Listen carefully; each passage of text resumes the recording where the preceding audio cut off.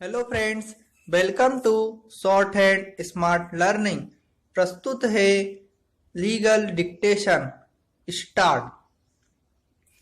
लोक प्राधिकारी एक निकाय है जिसे लोक और विधिक कर्तव्यों का निर्वहन करना होता है और जो ऐसे कर्तव्यों को करता है और लोक फायदे के लिए अपने समव्यवहारों को करता है, ना कि व्यक्तिगत लाभ के लिए, संविधान का अनुच्छेद 298 इस बात का उपबंध करता है कि संघ तथा राज्य की कार्यपालिकीय शक्ति कोई कारोबार या व्यापार चलाने का विस्तारित होती है। लोक प्राधिकारी केवल सरकार अथवा विधानमंडल तक ही सीमित नहीं है और अपने विस्तार क्षेत्र में राज्य संबंधी कार्यों के विभिन्न अन्य परिकरणों को शामिल करता है। विधि ऐसी संस्था पर सर्वोपरि अधिकार की शक्ति प्रदान कर सकती है। इस संदर्भ में राज्य को कर में छूट दी जा सकती है अथवा कतिपय प्रयोजनों के लिए एकाधिकार संबंधी हैसियत दी जा सकती है। राज्य एक भाववाचक सत्ता होने के कारण नैसर्गिक या विधिक शक्तियों के द्वारा ही एक परिकरण या एजेंसी के माध्यम से कार्य कर सकता है।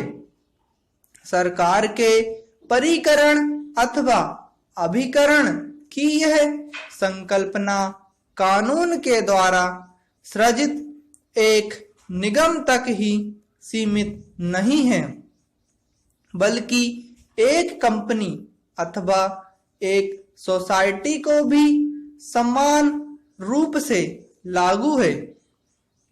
किसी खास मामले में न्यायालय को यह विनिश्चित करना चाहिए कि क्या ऐसी कंपनी या सोसाइटी सरकार का एक परिकरण या अभिकरण है।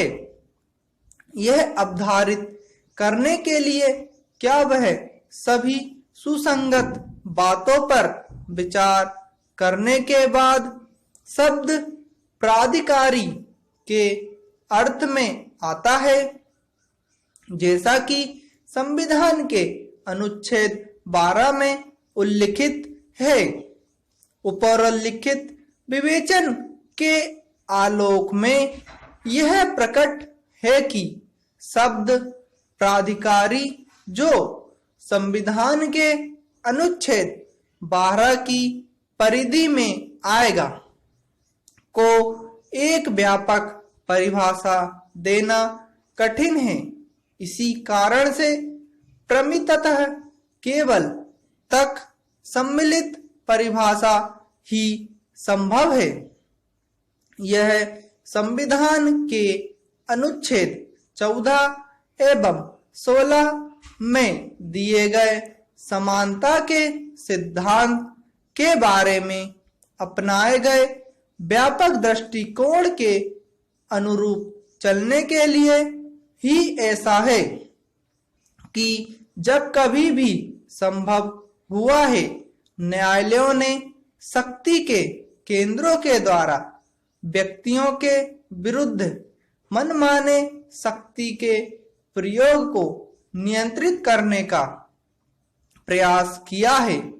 अतः शब्द राज्य की न्यायिक परिभाषा में एक तत्समान विस्तार हुआ है, जैसा कि संविधान के अनुच्छेद 12 में उल्लिखित है। स्टॉप।